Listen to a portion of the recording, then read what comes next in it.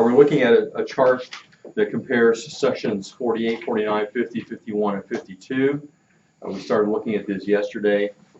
We saw that there were, we looked at the issues of the controversy, at the antagonists, and I think that's as far as we got. Is that right? The last antagonists in paragraph 52 were demons or unclean spirits. All right, so the next is the illustration or principle, and this could be interesting. See what you come up with here. What illustration was given or what principle was given by Jesus? Jordan starts off in paragraph 48. I said the new wineskin for new cloth and the bridegroom. Okay, so you got the new wine in old skins. Did you say the cloth? Mm-hmm. New cloth on old cloth. So that was an illustration. And then you said one more thing? With the bridegroom. And the whole bridegroom thing, that fast. And essentially the idea is fasting is not appropriate for with the bridegroom, rather you be feasting. So those are really three different illustrations that are given there. If you do old cloth, new cloth, you ought to also probably have the old wine, new wine. That was together. But to be complete, you ought to have that you don't fast with the bridegroom. Any other additions, corrections? How many had at least the cloth wine or the fasting? So you had at least something that fit there. All right. What's the illustration or principle in section 49? Paragraph 49. What do you have for that, Mia? I had when Jesus says my Father is working iron with me, so it's about like the Son does what the Father does. Okay. So the Son does what the Father does. What else? What other principle did you see there? Anybody?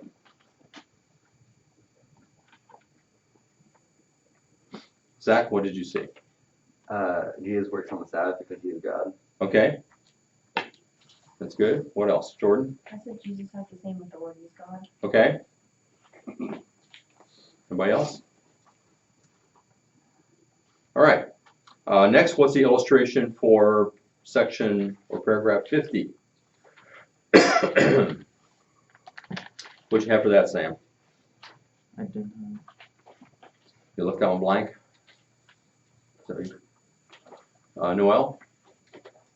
I had about David entering the temple and eating the showbread. Okay, so David eating the showbread was an illustration.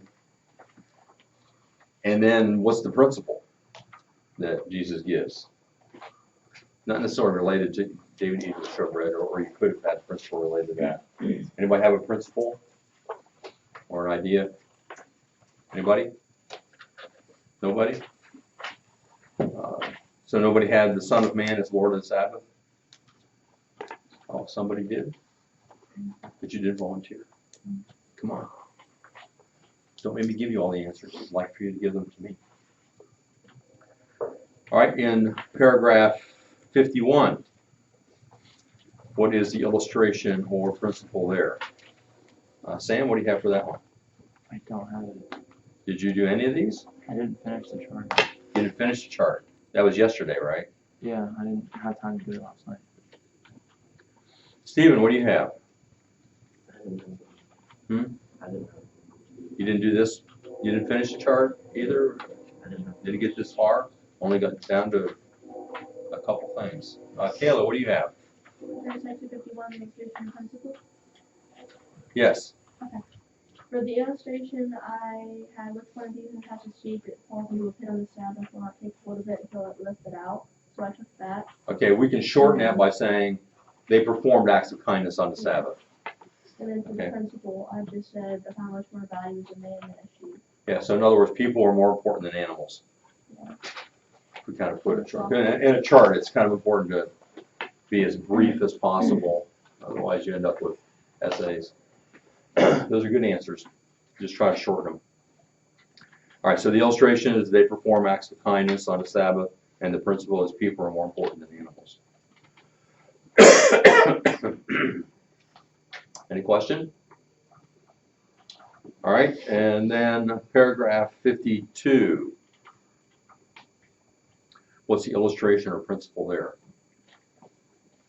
Lexi?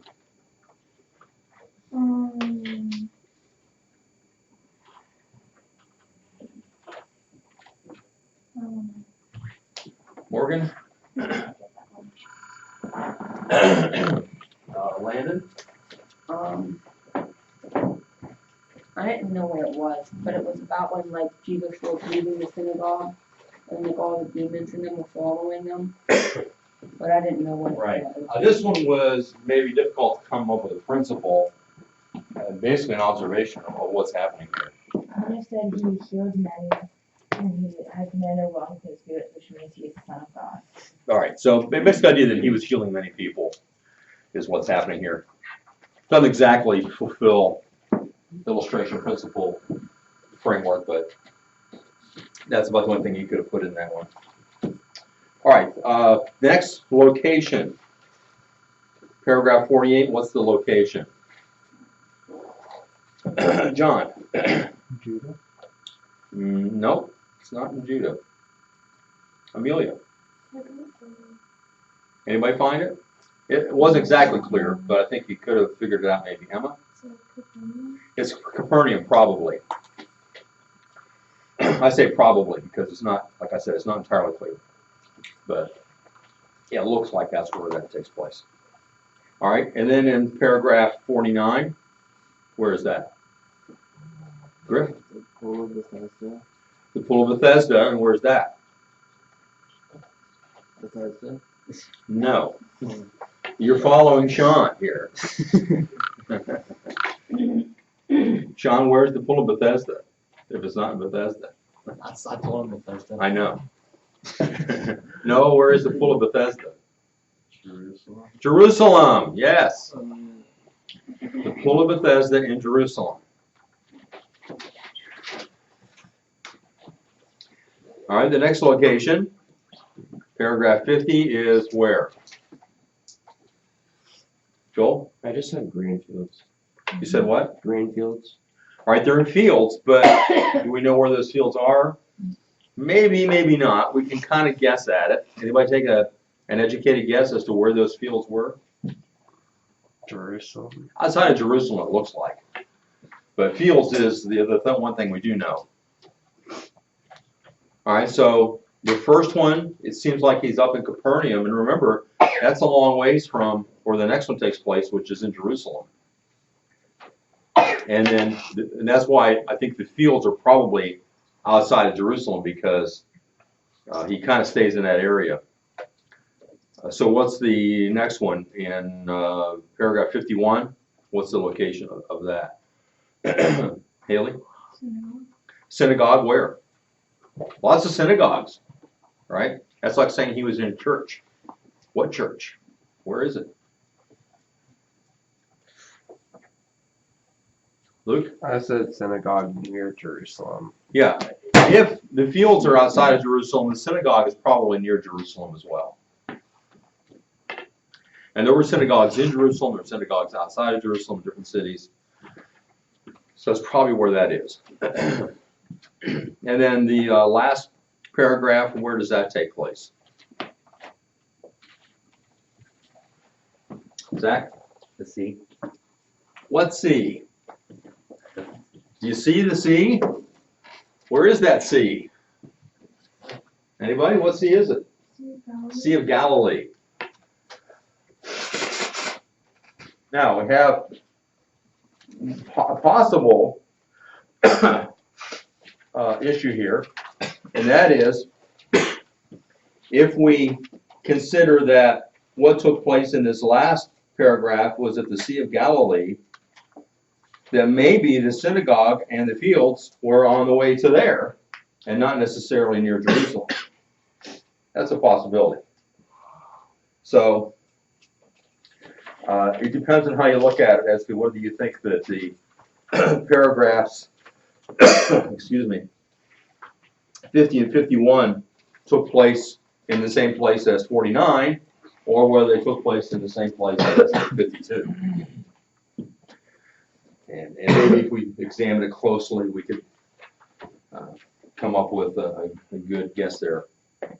But I'm assuming it's near Jerusalem for those two.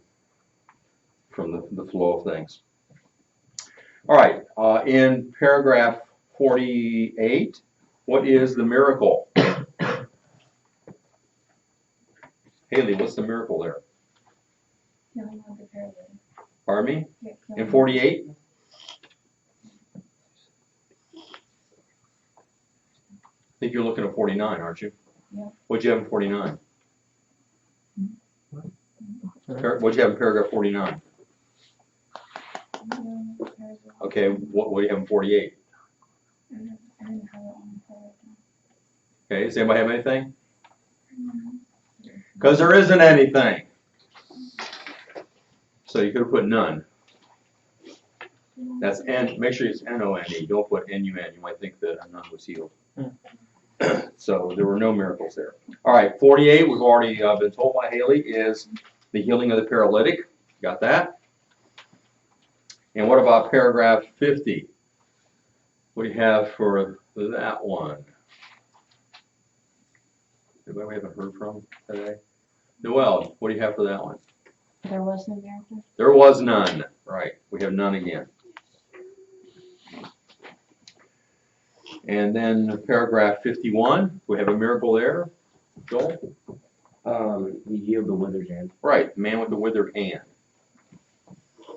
And then the last paragraph, 52, is what? Noah. None. No. Can't say none there. That's just the opposite. Jordan? Did he heal the sick? Yeah, there's a lot. A lot of people healed there. And especially demoniacs. So he healed a lot of people with illnesses, and especially there were demoniacs. All right, now I just added this last row, other factors, in case there were other things you noticed that you could put down in comparing the different paragraphs here. Is there anything that you noticed that you put down for this other factors? Anything else you thought was important as you're looking at the different paragraphs? Brenna? Paragraph 48, I said that loving and knowing Christ is better than one foot. Can you talk louder, please? Loving and knowing Christ is better than knowing tradition. Oh, okay. That's good. Anybody else?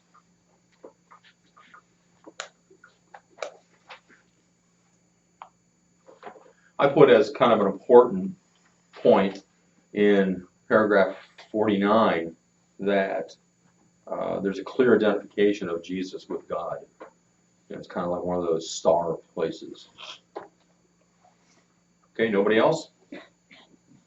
All right, let's go on to paragraph 53. The commissioning of the 12. What's it mean to commission? The word commission can be used a lot of different ways. What does it mean here, the commissioning of the 12? Anybody have an idea? They're going to be like officially Jesus' disciples. Yeah, so he's going to select them and tell them what they're going to do, right? You ever heard about somebody, maybe somebody having a commission in the Navy? That means they're probably made an officer and they're given a ship. Sometimes you talk about the commission of a crime, something that somebody does. All right, so we see here in paragraph 53 the commissioning of the 12. We find that in Mark 3, 13 to 19, Luke 6, 12 to 16, and Matthew 10, 2 to 4. Now, in order to to go over these questions together, we should read these passages. So let's turn first of all to Mark 3, 13 to 19. Mark 3, 13 to 19. See, many of you are using your Chromebooks to look it up, is that right? Either that or you're typing a letter to your grandmother.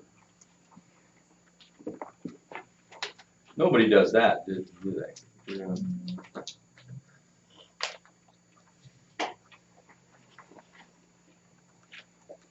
Okay, how many are not there yet, either on Chrome or in your real Bible?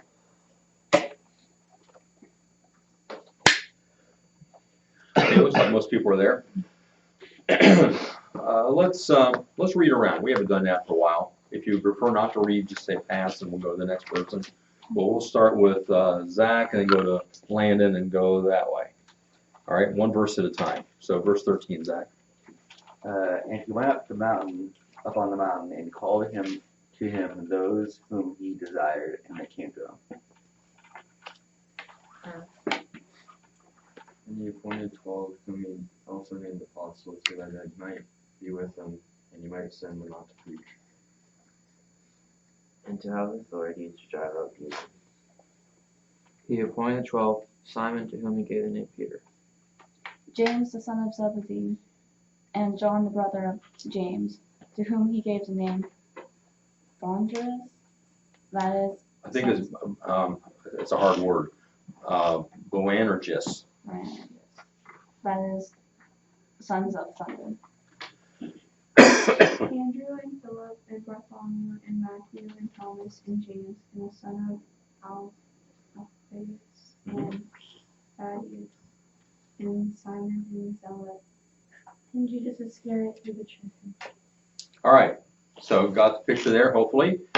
You remember some of that. Now let's look over at Luke 6, 12 to 16.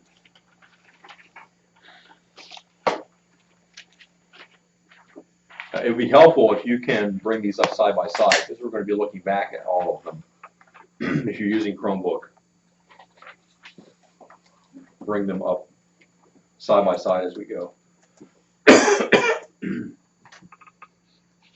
Okay, Luke 6, 12 to 16. Who's the last person to read? Okay, as soon as you're ready, Kayla. Verse 12. In these days he went out to the mountain to pray, and all night he continued in prayer with God. And when the day came, he called his disciples to choose him men who he felt whom he named the apostles. Simon, whom he named Peter, and Andrew his brother, and James and John, and Philip and Bartholomew. And Matthew and Thomas and James the son of Alphaeus and Simon who was called the Zealot. And Judas the son of James and Judas Iscariot who became betrayer. All right, so similar but a little more concise. All right, let's go to Matthew 10, 2 to 4. The names of the 12 apostles are these. First, Simon who is called Peter, and Andrew his brother, James the son of Zebedee, and John his brother.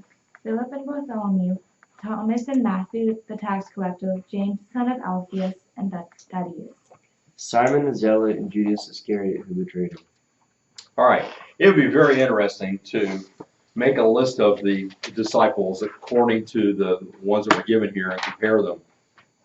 But and if you are like comparing things, that would be a good thing to do. But we're not going to take the time for that. We just want to make some observations about these three accounts. First of all, even before we begin looking at the questions, note what are the two terms used to describe these people? Apostles. Apostles. Apostles is one. What's the other term? Oh, the 12. Okay, what's another one? Disciples. Disciples. All right. What's the difference between a disciple and apostle, or what do those two words mean? Does anybody know? What's a disciple? A disciple is a follower, Right. and an apostle is someone who's seen Jesus. And Well, he's that is a qualification for being an what we call a big A apostle. That's what Paul tells us in one of his letters, that in order to be considered an apostle, you had to have seen Jesus. But the word apostle itself means what? Does anybody know what that means? The word apostle. This was a word used in the Greek world, the Greek-speaking world, for someone who was sent in the place of another person. So if a king would send an emissary or a diplomat, someone with a message for another kingdom, he would be called an apostle. He is going there in place of the one who sent him on official business, you might say. So literally, apostle means sent ones. So we have two different aspects of who these people are. First of all, they are followers of Jesus, and that enables them then to be sent by Jesus. Do you see that? The same thing is true of us. We are called to be followers of Jesus, are we not? You hear that all the time.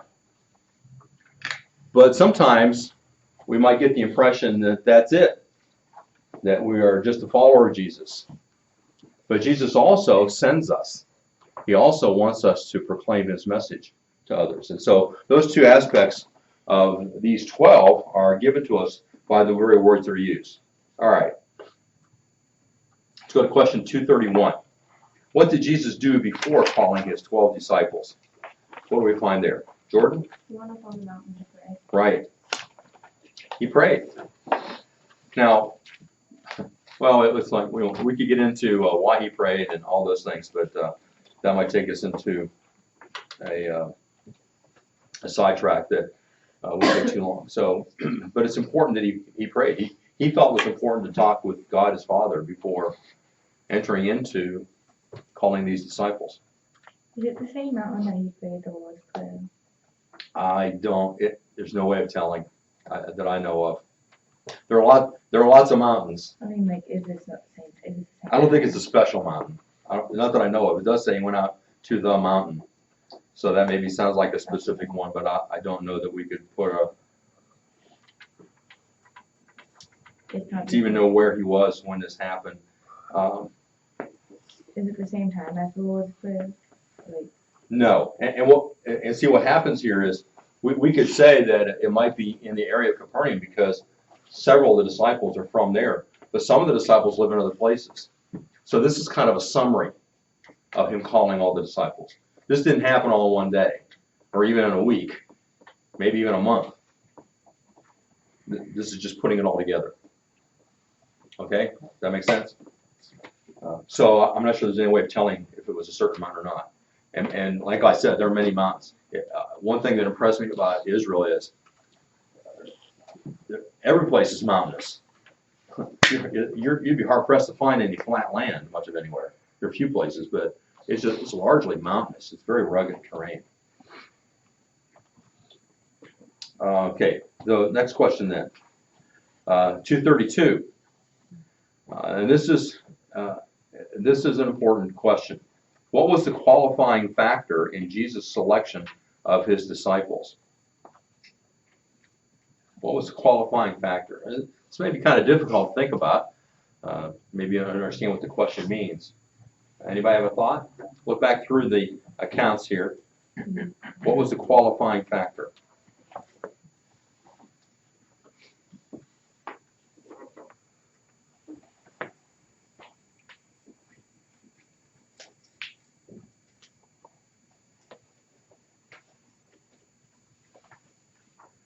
Zach, what'd you find?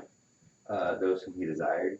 Yeah, back in Mark 3 it says he called to him those whom he desired. So did Jesus put an ad in the paper? Anybody who wants to be my disciple, come at this place at a certain time? Did he post a notice on a bulletin board somewhere? Anybody who wants to be my disciple? As he tells his disciples later, you did not choose me, I chose you. So he chose those whom he desired to be his disciples. Okay, number 233. How many disciples did Jesus appoint? I don't know. This is a hard one. Who should we give the hardest question of all to? Griffin? Somebody say Griffin? What? Griffin? All right, now you have to think long and hard about this. Okay. All right? How many disciples did Jesus appoint? 12. 12! That's right. All right. Somebody did you a favor. All right, were the disciples of this inner circle volunteers? No. Lexi? No, Explain. because they were chosen. Yeah, exactly. Just I kind of illustrated that already, didn't I? They were chosen by Jesus. 235. For what three purposes did Jesus send his disciples? I would suggest looking back through and writing down what you find there, and then we'll talk about it. Three purposes Jesus had in sending his disciples. Or maybe I shouldn't say sent. I should have said in selecting his disciples. That's the wrong word there. What three purposes did he have in selecting his disciples?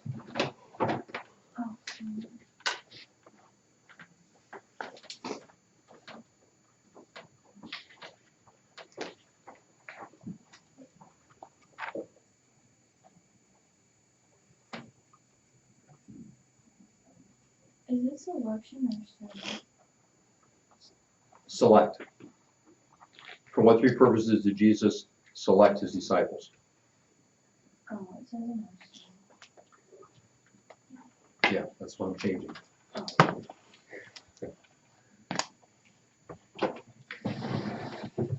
Griff, you got three? Do you have three? Mm-hmm. All right, great. How many have at least one? How many have two? How many have three? Okay, sounds like most of you have got three. So let's see. Let's start with Stephen. Give us one of the purposes Jesus had in selecting his disciples. To send them out to preach. All right, so that he could send them out to preach. How many have that one? All right, that's my second one I have. Do you have one before that, Joel? They will be with him. So they'd be with him. Could he have sent them out to preach if they weren't spending time with him first? No, they wouldn't even know what they were doing, right? They wouldn't know what to say. So the first thing is they're spending time with him. Secondly, they're sending him out to preach. And then the third thing's an interesting one. Of all the things that he could have said, Noel? So that they would have authority to cast out demons. Yeah, authority to cast out demons. That would be an interesting topic maybe to research and discuss as well. Why that? Why not heal the sick or something else? Why particularly that? And of course, I think the main thing we would probably come up with is that demonstrated that they were under God's authority working against the kingdom of Satan, so that they're not on the same side as Satan. So people would trust that they're from God. All right, how many had all three of those? All right, great. Pat yourselves on the back. If your neighbor had it, you can pat them on the back. Not too hard. 236. Oh, time is running away from us. We're going to have to stop and pick up number 236 tomorrow. We have 3 questions left. Let's see. So let's complete paragraph 54 for tomorrow. Paragraph 54 for tomorrow. How are we supposed to do that? On 54? Yeah. Oh, it is. It's no. Oh, okay, never mind. We'll work on it tomorrow.